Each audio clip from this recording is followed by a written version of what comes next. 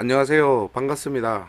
사진가를 위한 포토샵 배우기 밴드의 리더 강사인 이상원입니다. 포토샵을 정식으로 배우기 전에 포토샵에 대해서 잠깐 알아보는 시간을 가져보기 위해 초급 과정을 준비했습니다. 포토샵에 대해서 그동안 잘 몰랐던 분이거나 아니면은 오해하고 있었던 분들, 이런 분들을 위해서 초급 과정을 마련했으니까 한번 잘 들어보시기 바랍니다.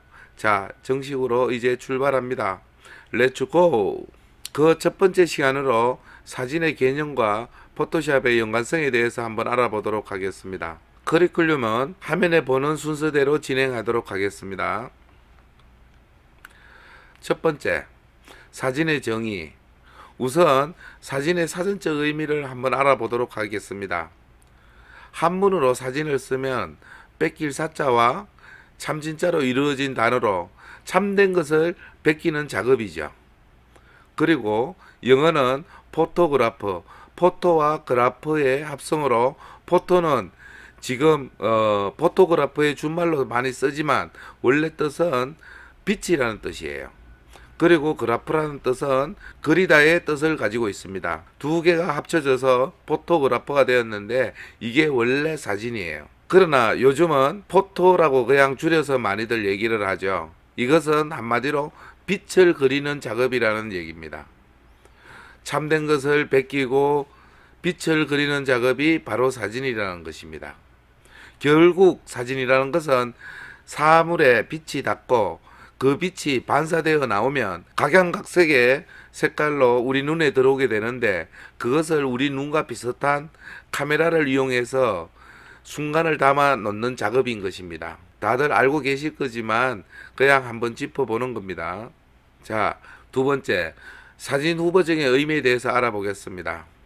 어떤 사람은 무보정이라고 자신의 사진 제목 뒤에 함께 이렇게 적어서 올리시는 분이 간혹 있습니다. 이런 분들은 디지털 사진의 진정한 의미를 모르고 계시는 분들입니다. JPEG으로 촬영을 하고 리사이즈만 한다고 해서 그게 무보정은 아닙니다.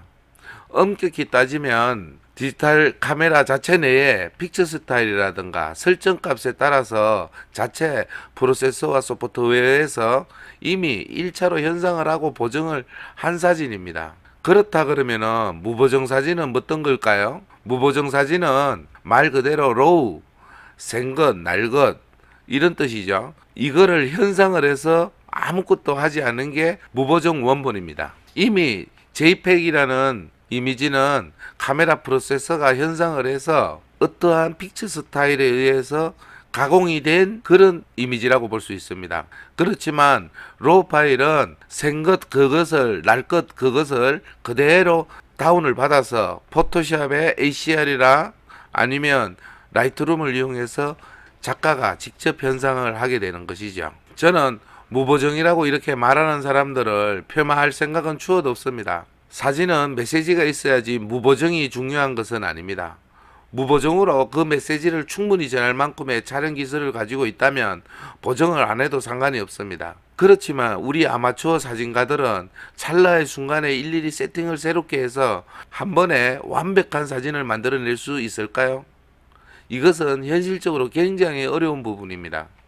사진을 대학교에서 전공하고 수년간 배운 사람들이라도 사진을 담아내기는 정말 어려운 일입니다. 무보정이라고 내세우는 것은 자기가 그만큼 자신있게 한 방에 찍었다고 약간 자만하는 것일 수도 있고 그게 아니라면 포토샵을 잘 못하는 것을 인정하지 않고 무보정이라는 말로 방패 삼아 핸디캡을 삼으려는 의도가 아닐까 생각됩니다. 사진을 음식에 한번 비유해 보겠습니다. 마트에서 오뚜기 갈비탕 팩을 사서 렌지에 데워서 남편에게 주면서 이건 내가 만든 거야 라고 하는 것과 같습니다. 이미 식품공장에서 재료는 물론 조미료와 간을 다 맞춘 제품을 끓이기만 하면 되는 것을 자기 작품이라고 할 수는 없습니다.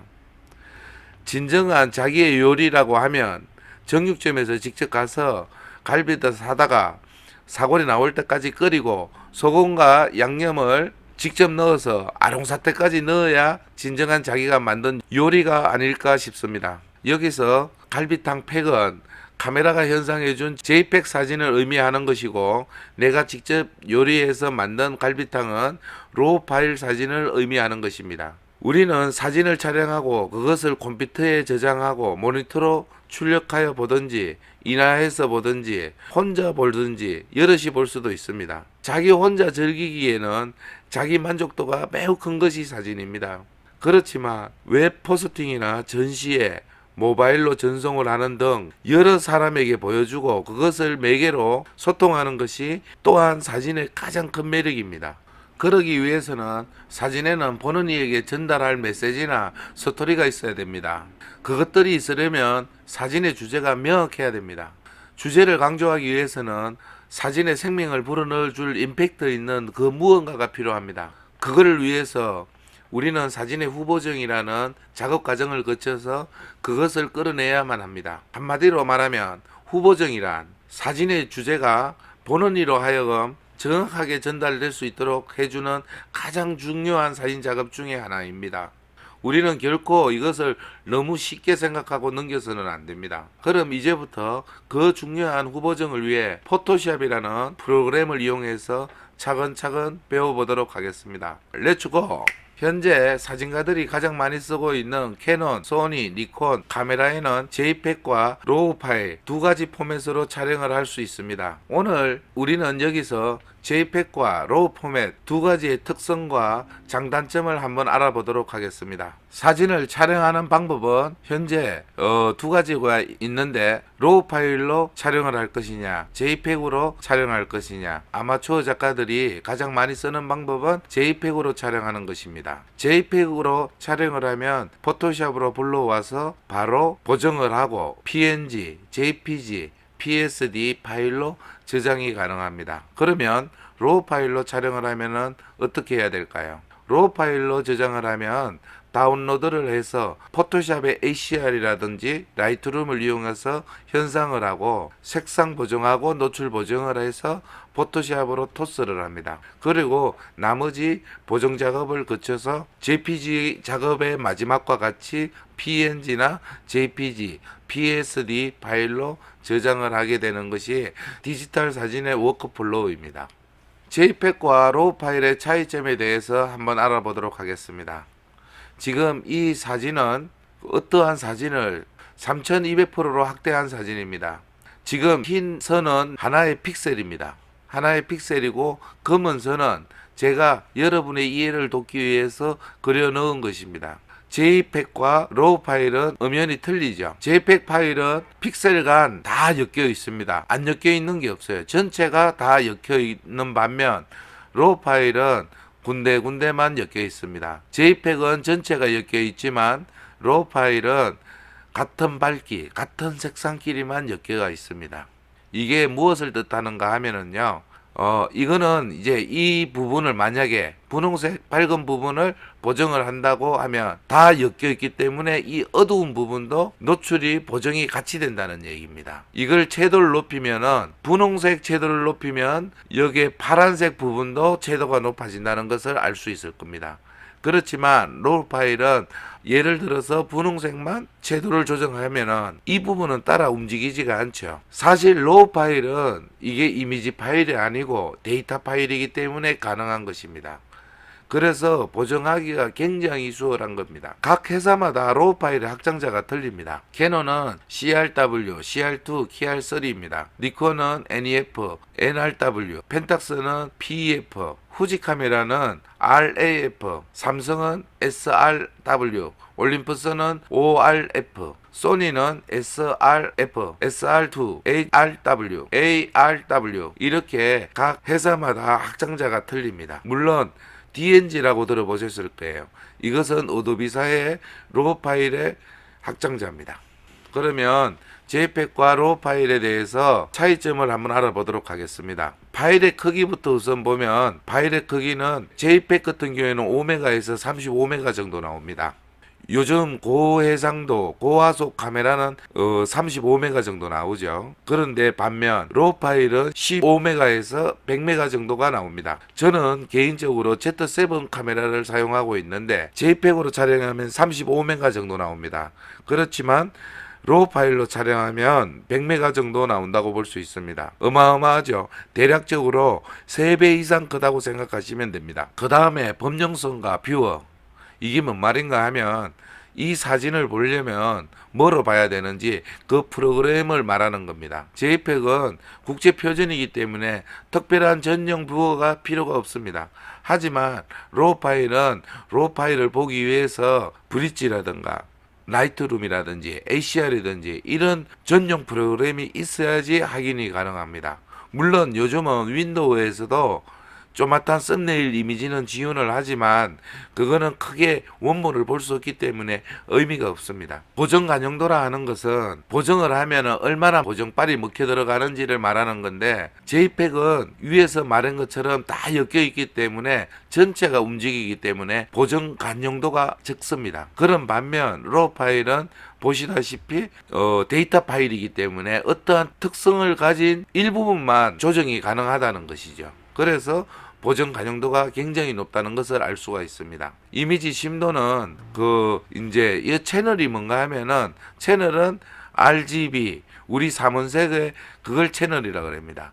JPEG은 채널당 8비트의 이미지 심도를 지원합니다. 그리고 로우 파일은 촬영할 때 설정값이 있는데 그 설정 안에 보통 보면은 14비트로 촬영을 많이 하지만 용량이 크다 보니까 어떤 사람은 적은 10비트로 촬영하시는 경우도 많습니다. 이것을 ACR이나 라이트룸에서 16비트나 32비트로 확장할 수 있습니다. 압축률은 JPEG은 손실 압축이에요. 압축을 시키려면 중간중간에 있는 색들을 버려서 압축을 시키는 거예요. 그러나 로우 파일은 압축 자체가 되질 않습니다. 데이터 파일이기 때문에 그렇습니다. 만약에 이 두 가지 포맷을 필름에 비교한다면 JPEG은 컬러 슬라이더 카메라입니다. 그냥 카메라가 다 현상에서 인화까지 해서 쭉 나오죠. 아시죠? 그 카메라에 이렇게 바로 즉석 카메라라고 하는 게 컬러 슬라이더 카메라입니다. 로우 파일은 컬러 네거티브, 우리가 필름을 넣어서 촬영을 하고 우리가 암실에서 현상을 하는 그런 필름 카메라를 얘기하는 거죠. 컬러 네거티브 필름을 얘기하는 것입니다. 화이트 밸런스는 JPEG으로 촬영할 때는 사전 촬영하기 전에 그 색온도를 설정을 해줘야 되는 거예요. 그러나 로우 파일은 켈빈 값 2000에서부터 5만까지 자유자재로 화질 손상 없이 조정이 가능하기 때문에 거의 오토로 놓고 촬영을 합니다. 이게 가장 중요한 로우 파일로 찍어야 되는 가장 큰 이유이기도 합니다. 아주 큰 장점이죠. 현상의 주체가 JPEG은 카메라 프로세서가 현상을 하고 압축을 해서 메모리에 담아줍니다. 그러나 로우 파일은 그냥 아무것도 건드리지 않고 메모리로 저장해 줍니다. 저장한 파일을 다운로드해서 ACR이나 라이트룸에서 작가가 직접 현상을 하는 것입니다.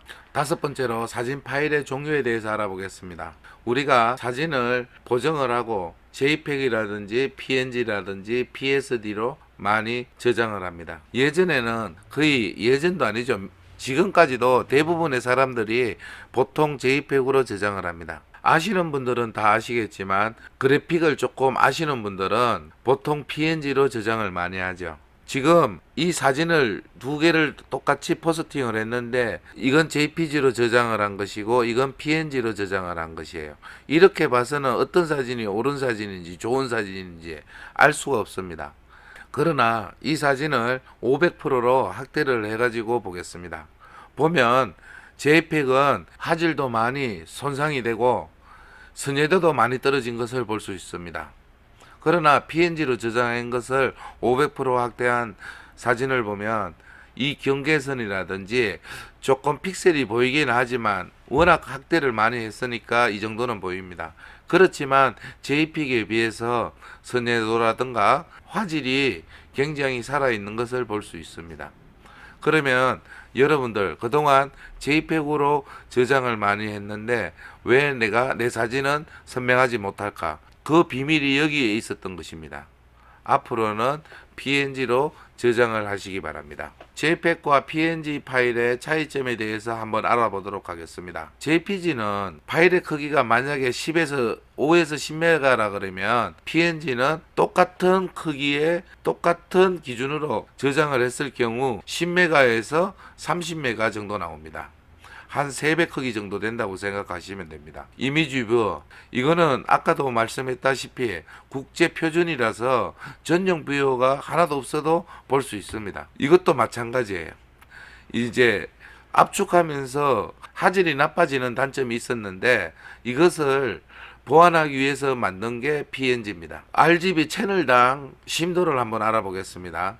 JPEG은 아무리 좋아도 8비트 이상이 될 수가 없습니다. 그러나 PNG 파일은 로우로 촬영해서 32비트까지 정폭시킬 수 있다 그랬죠. 채널당 표현이 가능한 색상 수가 JPG는 채널당 256가지의 색상밖에 표현을 하지 못하는 반면 PNG는 16비트로 확장을 하면 65,536가지의 색상을 표현할 수 있습니다. 그리고 색 공간을 한번 보죠. 색상 공간이나 색 공간이나 같은 말입니다. 이거는 그냥 sRGB예요. 우리가 가장 흔하게 쓰는 게 sRGB죠.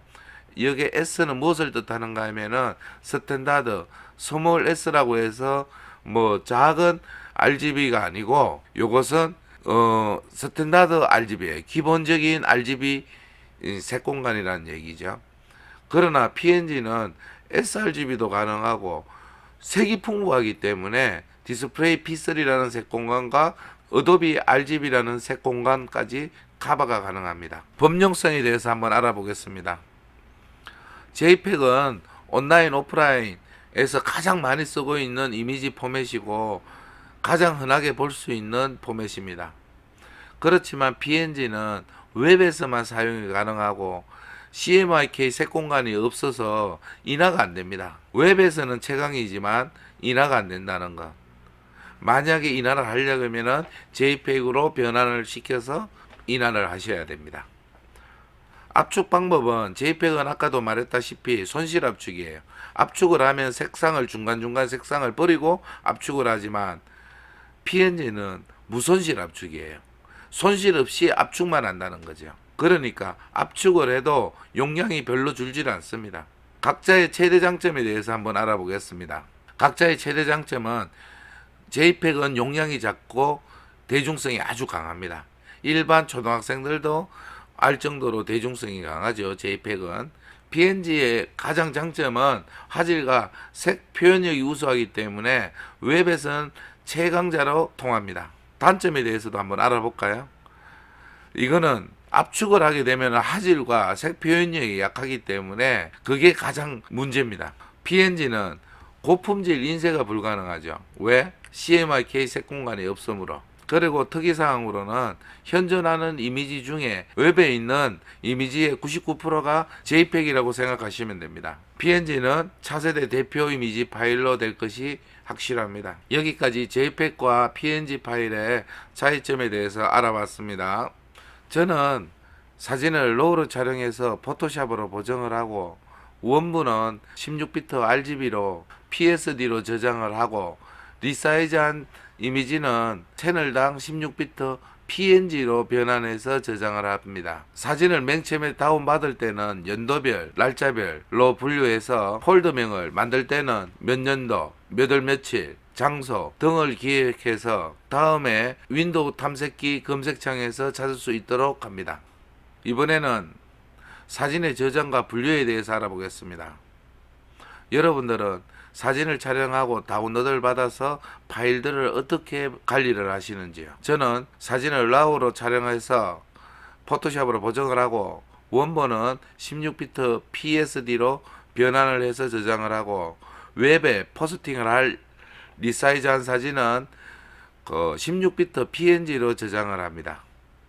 각자 폴더를 만들어서 저장을 하고요. 컴퓨터 하드디스크를 3개를 사용하는데 그 중 하나를 음악 사진 디스크로 만들고 사진과 음악만 분류해서 저장을 합니다. 여기서 특히 주의해야 할 점이 있는데 운영 OS가 있는 C 드라이브에 저장을 해서 관리하시는 분들이 있더라고요. 이러면은 절대 안 됩니다. OS 시스템이 뻑이 나면 사진 자료도 함께 날아갑니다. 정말 조심해야 됩니다. 별도의 디스크에 분류를 해서 저장하든지 외장하드에 저장하시는 것을 적극 추천합니다. 그리고 연도별 날짜별로 폴더를 만들어서 분류하는 것을 추천합니다.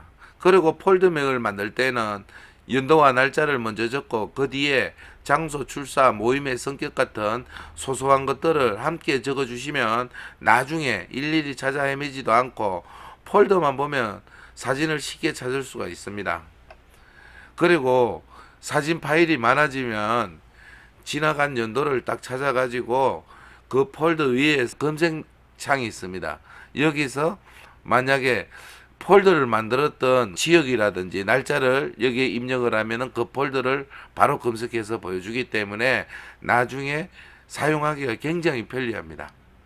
그리고 자주 사용하는 사진은 별도로 폴더를 만들어서 사진 디스크에 넣어 놓으면 바로 볼 수 있도록 저장을 하시는 게 좋습니다. 예를 들어서 뭐 내 사진이라든지 프로필 사진이라든지 안 그러면 자주 쓰는 그런 사진들은 별도의 폴더에 너무 깊게 들어가지 마시고 위에다가 올려서 보관해 놓으시면 좋겠습니다.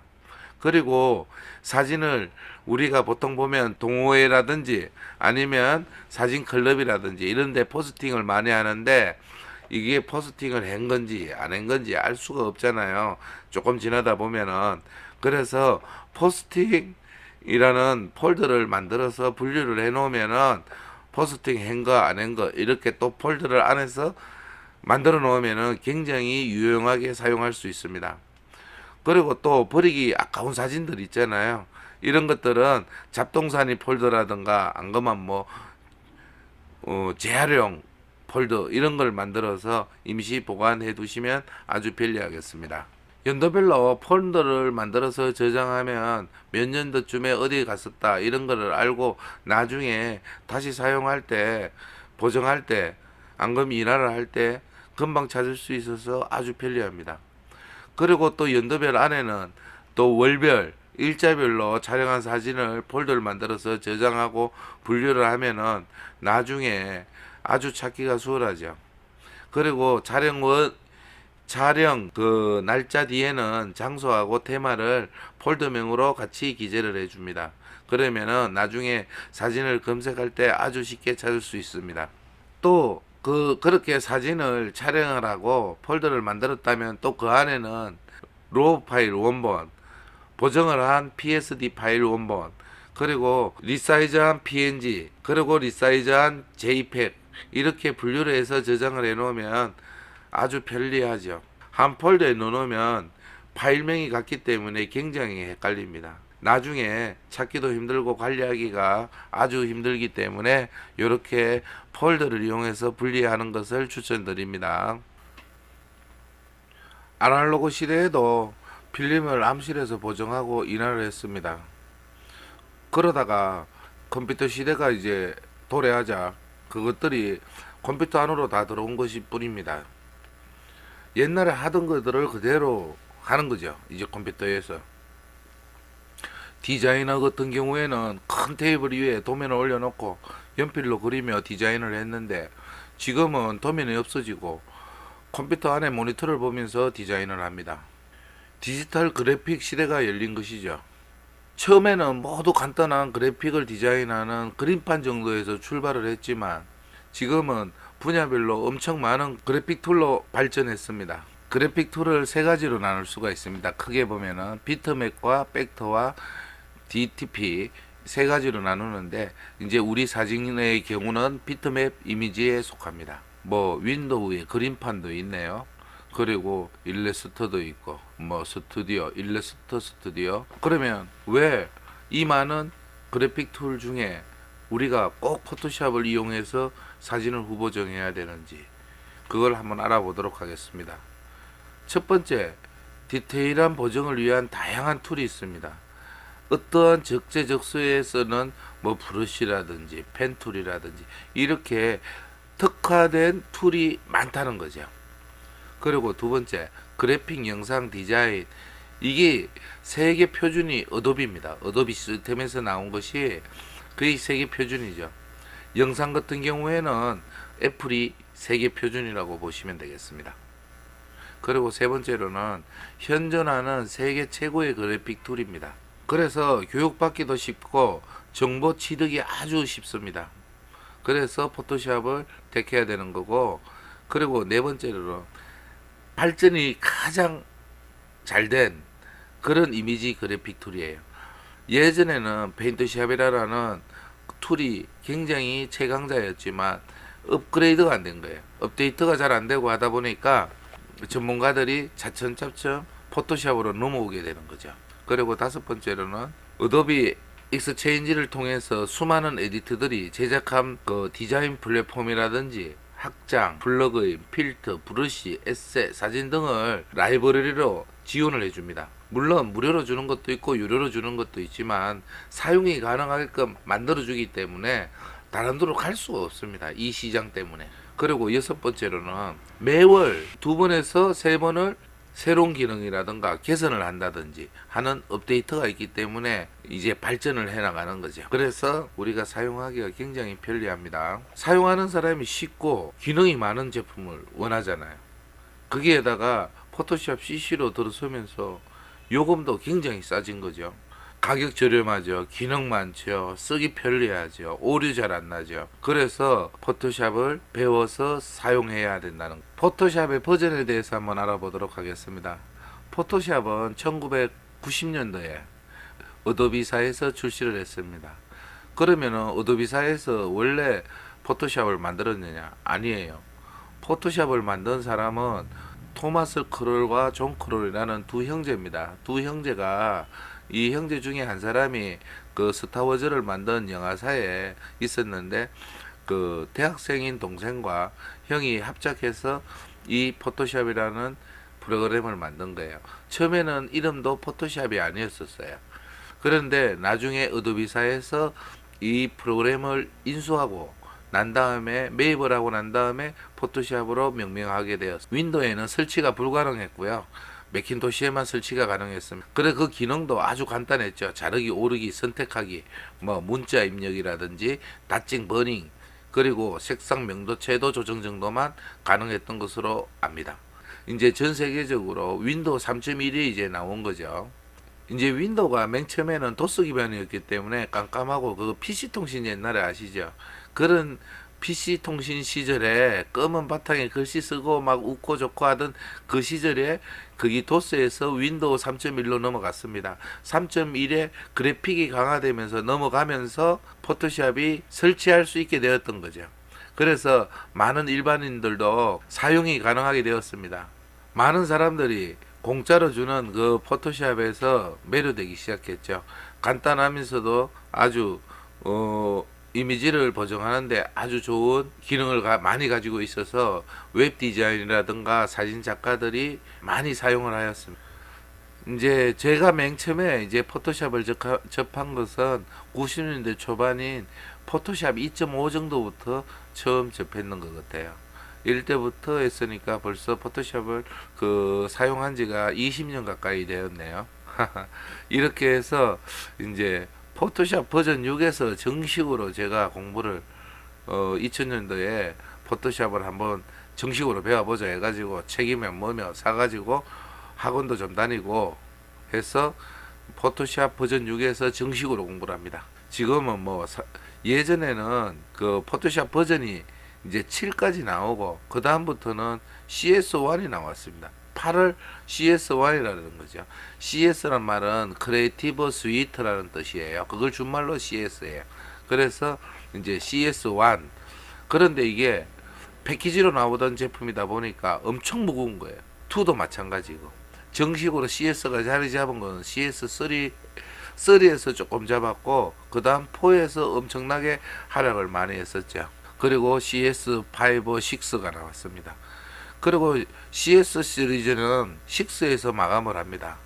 그리고 2013년도에 이제 포토샵 CC로 넘어가죠. CC는 무슨 뜻인가 하면은 크리에이티브 클라우드예요.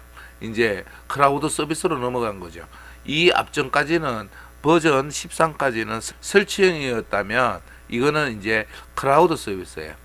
그러니까 본체의 설치는 하되 운영은 클라우드에서 지원을 해주는 거죠. 가벼워졌죠, 굉장히.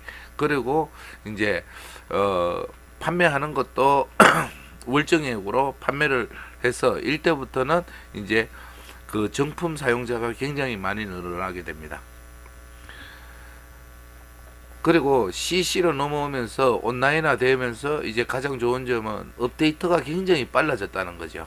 예전에 보시면은 거의 1년이 뭐 3년마다 한 번씩 나오고 2년마다 한 번씩 이렇게 나왔던 업그레이드가 이제는 다달이 그 매월 뭐 2번, 3번씩 업데이트가 되고 이러는 가운데서 굉장히 좋은 기능들이 빨리 업데이트가 되기 때문에 그 많은 사람들이 더 사랑하고 잘 쓰는 것 같습니다. 지금은 2000 포토샵 CC 2020입니다. 이번에는 포토샵의 버전별 추가 주요 기능을 한번 살펴보도록 하겠습니다. 어떤 버전에서 어떻게 추가가 좋은 점이 되었고 뭐 어떻게 변경이 되었는지 한번 보겠습니다. 첫 번째, 2013년도 6월 달에 포토샵 CS6에서 포토샵 CC로 이제 전환이 되었습니다. CC는 뭔가 하면은 클라우드 서비스라는 얘기죠. 설치형이 아니에요. 이제 CC는 그동안에는 이제 오프라인에서 그냥 어떻게 사가지고 설치를 하면 됐지만 CC는 인터넷이 가능한 곳, 온라인상에서 사용이 가능하다는 얘기입니다. 그리고 요금제가 옛날에는 그냥 하나 사는데 포토샵 CS를 사는데 뭐 600만원, 500만원, 뭐 학생은 뭐 200몇만원 뭐 이렇게 됐지만 그냥 월정액으로 클라우드 서비스는 월정액으로 바뀌는 거죠. 이제 요금제가 통째로 사는 거에서 그냥 집을 사는 거에서 월세로 바뀌었다 그래야 되나요? 뭐 이런 식으로 바뀌었습니다. 그리고 이제 그 이후부터 한번 볼게요. 예전에 거는 뭐 얘기해봐야 아무 의미 없습니다. 포토샵 CC 2014에서는 클라우드 서비스 기능이 강화가 되었고 설정 동기화, 예를 들어서 여러 대의 컴퓨터에서 이제 작업을 하는 그 경우 그런 경우 있습니다. 이제 어떤 영화에서 CG 작업을 하면은 그런 이제 여러 대, 막 수백 대, 수천 대에서 컴퓨터에서 작업을 해서 동기화를 시킬 수 있다는 거죠. 그리고 이제 가장 큰 기능이 고급 선명 효과가 옛날에 사편이었었는데 필터에 보면은 고급 선명 효과가 생겼어요. 그리고 이게 이제 우리 위대한 대한민국 사람이 만든 카메라 흔들기 감소. 옛날에는 사진이 이렇게 흔들리면 이건 버려야 되는 사진이었었는데 조금 흔들린 거는 카메라 흔들기 감소를 하면은 거의 잡아줍니다. 이거를 개발해내신 분이 우리 대한민국의 무슨 박사인데 제가 이름은 기억이 안 납니다. 하여튼 그런 분이 계시고요. 포토샵 CC 2015에서는 라이브러리 기능이 생겼고요. 어도비 스탁이라고 하는 마켓플레이스가 생긴 거예요. 뭔가 하면 내가 찍은 사진을 팔 수도 있고 어떤 웹 디자인한 것을 내가 유료든 무료든 가져다 쓸 수가 있는 거예요. 어떤 거는 유료가 있고 어떤 건 무료가 있겠죠. 획기적인, 지금은 당연시 되고 있지만 그 당시에는 아주 획기적인 그런 기능들이 새로 추가가 되었습니다. 그리고 이제 2015.5가 나옵니다. 이게 뭔가 하면은 중간 버전인데 옛날에도 그런 게 있었어요. 뭐 포토샵 5에서 6으로 가기 전에 5.5, 5.6 뭐 이런 게 있었거든요. 그런데 의외적으로 앞으로 그렇게 포토샵 CC도 그렇게 갈 것 같은 버전이 한번 있었습니다. 2015.5인데 이게 뭐 왜 이래 됐는지 전 잘 모르겠는데 아주 이거는 포토샵에서 그 특히 인물 사진을 찍는 사람들한테는 획기적인 기능이 추가가 되었습니다. 얼굴 인식 픽셀 유동화라는 것이 추가가 되었습니다. 이 기능은 모든 그냥 얼굴을 뜯어 건칠 수 있는 거죠. 얼굴뿐만 아니라 몸매라든지 형태를 바꿀 수 있는 거예요. 그래서 아주 획기적인 기능과 또 하나 내용인식 자르기라는 게 아주 획기적인데 이게 어떠한 버전업 내용보다는 이게 오히려 한 단계로 올라간 게 아니고 0.5가 버전업이 됐는데 그 내용은 어마어마하게 한 두 단계를 뛰어넘는 그런 기능들이 들어갔어요. 얼굴 인식 픽셀 유동화가 처음으로 추가되었고 내용 인식 자르기가 추가가 되었습니다. 그리고 또 이거 획기적인 것인데 포토샵에서 가장 핵심이 뭔가 하면 선택이에요. 선택. 어떤 부분을 선택해서 어떤 부분을 그 선택한 부분을 어떻게 고치냐가 중요한 건데 선택 및 마스크 영역이 새로 생긴 거예요. 나중에 하시다 보면 아시겠지만 이 기능이 지금은 아주 유용하게 쓰고 있습니다. 그리고 어도비 스탁 이 통합이 돼 가지고 개선이 되었습니다. 포토샵 CC 2017로 넘어오면서 내용 인식 실하기가 아주 획기적인 게 추가되었습니다. 전기줄이 많죠. 우리 풍경 사진에 보면은 그러면은 그럴 때 쓰면 옛날에는 패치 툴이라든지 안 그러면은 이제 뭐 갖다 붙이기라든가 이런 걸 해가지고 약간 부자연스러운 보정을 했는데 내용인식 칠하기가 나오고 난 다음부터는 그냥 선택만 딱 하고 그냥 시프트 누른 채로 F5만 누르면은 다 없어지니까 자동으로. 이때부터 어도비에 인공지능이 첨가가 되기 시작한 것 같습니다. 그리고 포괄적인 검색, 이제 온라인이나 그 라이브러리 뭐 이런 것들이 다 검색이 아주 완벽하게 되었고요. 선택 앤 마스크 작업이 아주 이제 기능이 더 추가가 되었습니다. 그리고 얼굴 인식 픽셀 유동화가 굉장히 이제 고급스러워지면서 자유롭게 뭐 눈도 조정이 다 되고 뭐 이런 식으로 이제 코도 높일 수 있고 이렇게 쉽게 직관적으로 이제 기능이 추가가 되었죠. 강화되었죠. 그리고 그 ACR에서는 어떤 기능이 추가가 되었는가 하면은 왜곡 교정을 할 수 있는 거예요. 우리가 광각 렌즈를 사용해서 촬영을 하다 보면 왜곡이 많이 생기는데 그거를 왜곡을 잡아줄 수 있는 기능이 ACR에 추가가 되었다는 점입니다. 포토샵 CC 2018에서는 피사체 선택이라는 기능이 있어요. 제가 아까 그 포토샵에서 선택이 굉장히 중요하다고 그랬죠. 어떤 부분을 어떻게 선택을 하느냐에 따라서 나중에 보정을 했을 때 자연스럽게 보정할 수 있는 그런 거기 때문에 포토샵에서는 선택이 굉장히 중요합니다.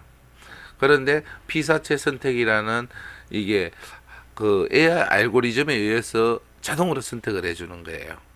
아주 이게 뭐 사람이 하나 있으면 사람을 선택하려 그러면 옛날에 펜 툴로 딴다든지 안 그러면은 뭐 다각형 툴로 딴다든지 안 그러면은 뭐 마법사 툴로 따든다든지 굉장히 힘들었는데 그냥 선택만 해주면은 피사체가 선택이 짜잔 거의 90% 이상 선택이 돼 버리니까 너무 편하죠. 직관적이면서 편하면서 이게 2018의 가장 큰 기능 추가가 아닐까 싶습니다. 그리고 고밀도 모니터와 모니터별 비율 조정이 가능해졌어요.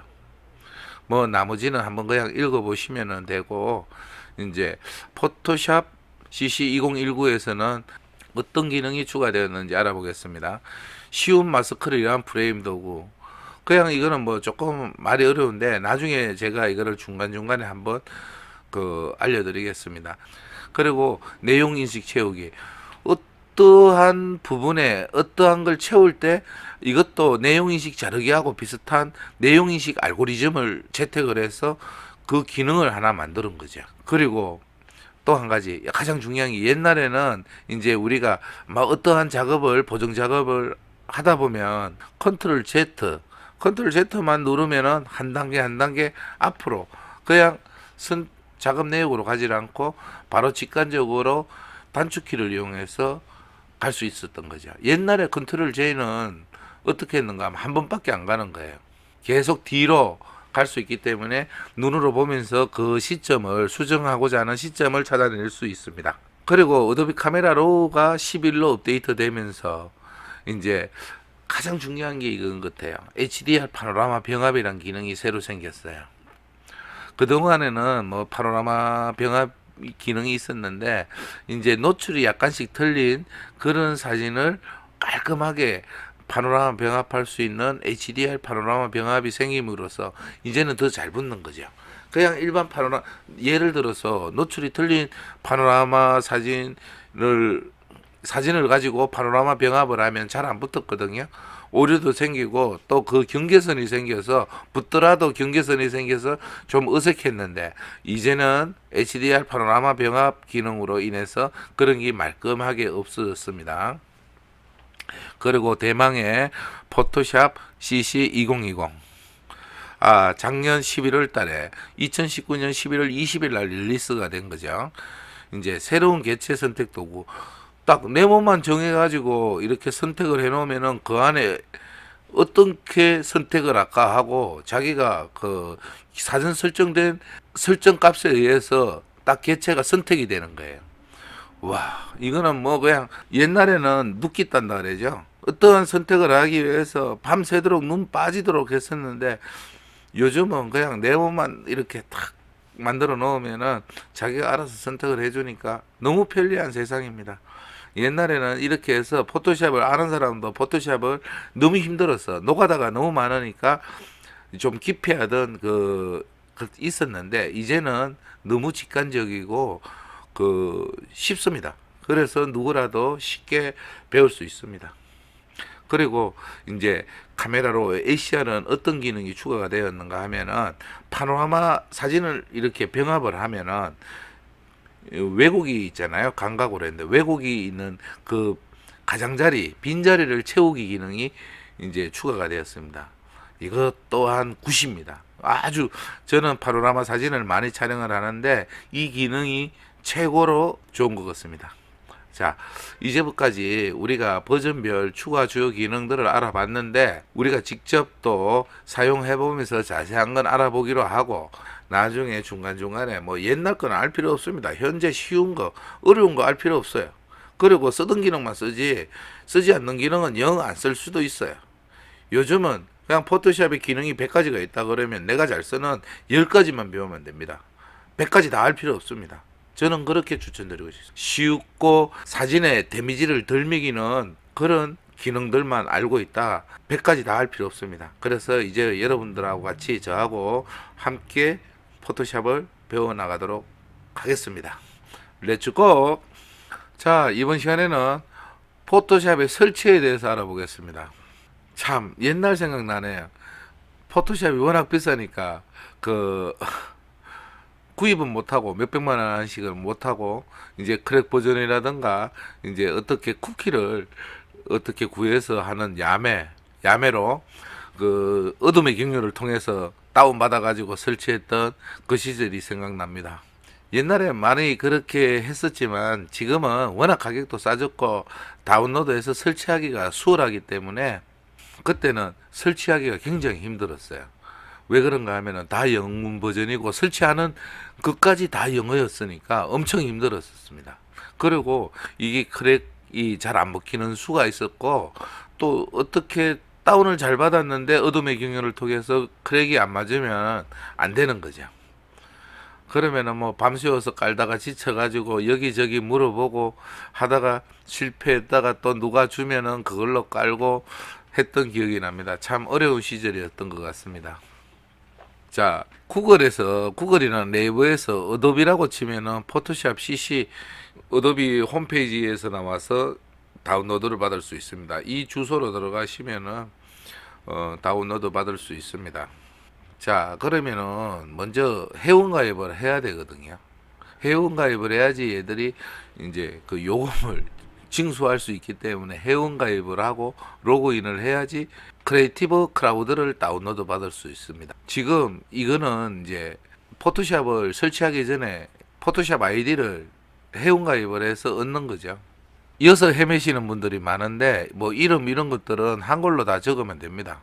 그런데 암호에서 막혀가지고 이 회원가입을 포기하시는 분들이 많아요. 나 다운로드 못 받겠어. 해도 안 돼. 이거 어쩐 일이야. 이런 식으로 얘기하시는 분들이 많은데 자, 몇 가지를 원하는가 한번 보죠. 암호로 만들어야 되는데 몇 가지. 소문자, 대문자, 그 다음에 하나 이상의 숫자, 기호. 4가지가 다 맞아야 돼요.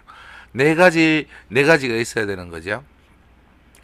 다시 한번. 소문자, 대문자, 숫자, 기호.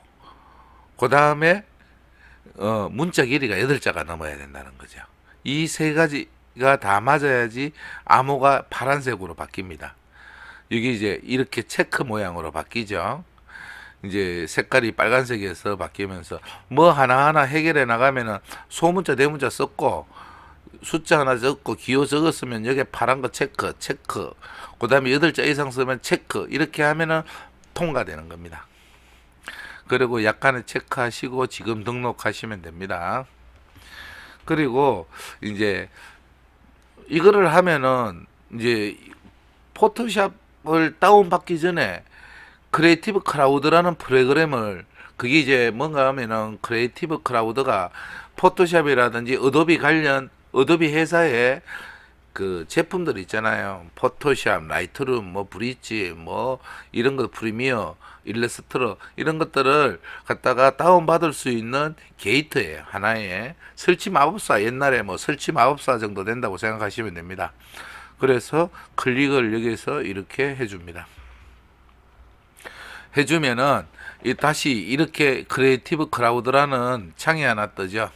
그러면은 우리가 기존에 이제 이렇게 했던 그 메일 주소하고 비밀번호를 입력을 하고 로그인을 합니다.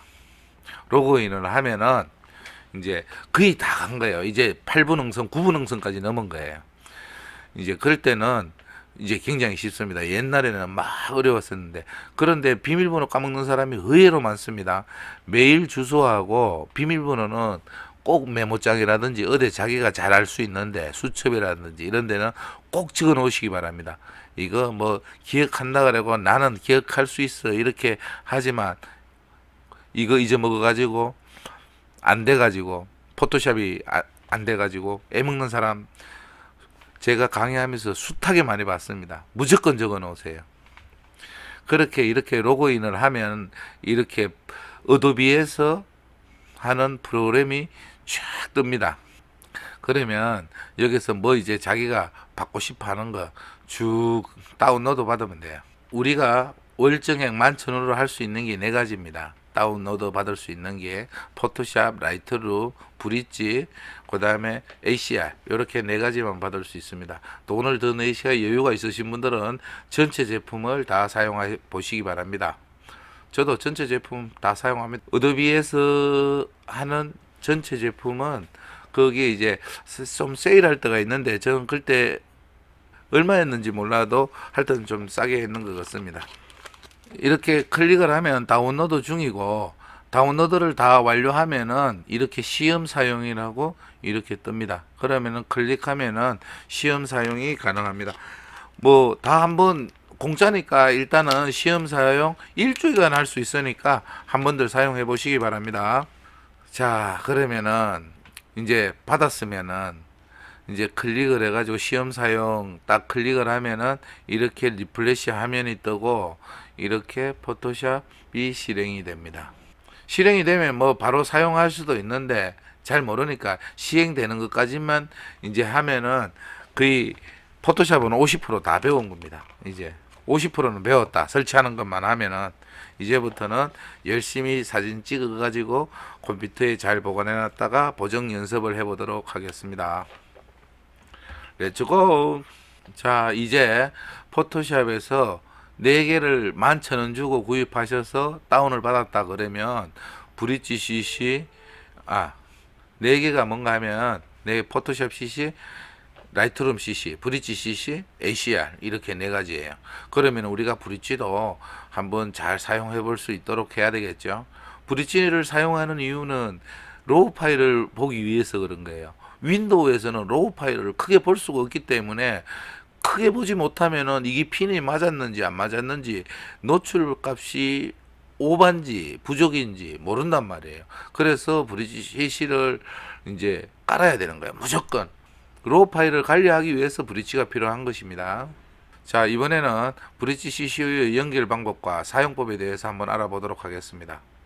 윈도우 탐색기에서 이래 보시면은 지금 이게 일반 JPEG 이미지가 아니고 로우 파일 이미지예요. 여기 보시면 확장자가 NEF가 붙은 걸 볼 수가 있죠. 이거는 NEF는 니콘의 로우 파일 포맷 확장자입니다.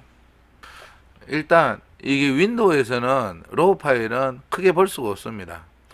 그래서 이제 이걸 보기 위해서는 브릿지가 필요한 것이고, 우리가 그 브릿지를 연결시켜주는 설정을 해줘야 됩니다. 팝업 창에서 이래 보면 중간 정도에 보면 연결 프로그램이 있습니다. 연결 프로그램을 클릭을 하면 그 하부 팝업 창이 다시 이렇게 하나 더 뜨죠. 더 뜨면 이제 여기서 기본 프로그램을 선택을 해줍니다. 어도비 브릿지 CC 2020을 선택해 주시면 되겠습니다. 그러면은 다음에 더블 클릭을 하면은 브릿지로 바로 이제 로우 파일의 경우는 브릿지로 바로 볼 수 있도록 보여지게 됩니다. 더블 클릭을 하면 브릿지에서 로우 파일을 바로 볼 수가 있습니다. 아주 편리한 기능입니다. 자, 이런 식으로 연결 프로그램 설정하는 방법에서 어도비 포토샵 CC 2020을 선택해 주시고, 여기에 보시면 하단에 체크란이 있습니다. 이 종류의 파일을 열 때 항상 선택된 프로그램을 사용하라, 이러는 그에 체크를 해 주세요. 그리고 만약에 이 프로그램이 없으면 찾아보기에서 어도비라는 폴더 밑에 보면은 어도비 포토샵 CC 2020이라는 프로그램이 있습니다. 그걸 선택해 주시고 밑에 하단에 확인을 눌러 주시면 되겠습니다. 자, 브릿지 CC를 바탕화면에 바로가기 만들기.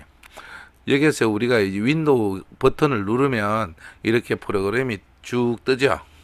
뜨면은 여기서 오른쪽 마우스 누르시고, 그러면은 이렇게 팝업창이 나오고, 보내기에서 클릭을 하면 다시 바탕화면에 바로가기 이렇게 나옵니다. 순서대로 1번 시작 버튼 누르고 오른쪽 마우스 누르면 이렇게 2번에서 보내기 누르고 클릭하면은 바탕화면에 바로가기 하면은 바탕화면에 이제 브릿지 CC가 바탕화면에 설치되는 것을 알 수가 있습니다. 그러면은 다음에는 이걸 계속 이렇게 찾아가지고 시작 버튼 누르고 할 거 없이 바탕화면에서 바로 더블 클릭하시면은 브릿지 CC 2020을 사용할 수 있겠습니다. 포토샵 CC도 바탕화면에 바로가기 만들기는 아까 조금 전에 한 브릿지 CC 바탕화면 보내기하고 동일합니다. 똑같은 방법으로 하시면 되겠습니다. 자, 여기까지가 포토샵 CC 2020 초급과정 제1강이었습니다. 감사합니다. 2강도 많이 기다려 주세요. 수고들 하셨습니다. 여기까지가 포토샵 CC 2020 초급과정 1강이었습니다. 2강에서는 그 포토샵 실행하기 설치까지 했으니까 이제 사진 촬영할 때 주의할 점, 우리가 그냥 사진을 그동안 어떻게 찍었는가 하면 열심히 잘 찍어 보려고만 노력했지만 포토샵을 배우고 포토샵을 사용하고 후보정을 하시는 분들은 후보정을 염두에 둔 사진을 촬영하셔야 됩니다. 그렇기 때문에 그때 사진 촬영 시에 주의할 점과 포토샵을 실행하는 것을 배워보도록 하겠습니다. 감사합니다. 굿바이. 포토그라.